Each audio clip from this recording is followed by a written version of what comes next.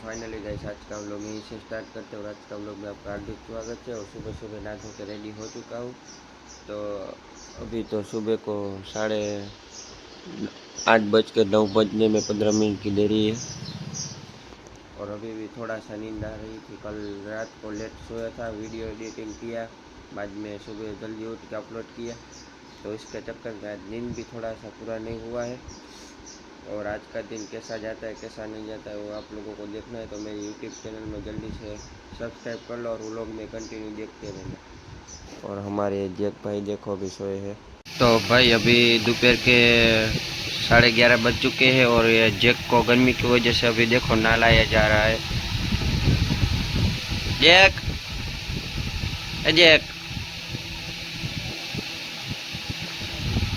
और हमारी सभी गाड़ियों को इस तरह से उसको भी वॉश कर दिया है।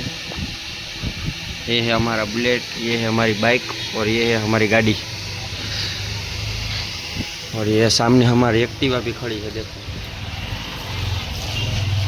उसको भी थोड़ा सा गीला कर दिया। फाइनली अभी दोपहर का खाना रेडी हो चुका है, जो कि आम का जूस है और ये भिंडी की सब्जी है, रोटी है और ऐसे कुरकुरिया जैसा कुछ है। तो चलो दोपहर का खाना खा लेते हैं, बाद में आज कंपनी भी जाने का है, तो बाकी कुछ काम आएगा तो ठीक है, नहीं तो कंपनी से आके सीधा रात को मिलते हैं। और ये देखो अभी ना के इधर बैठा है।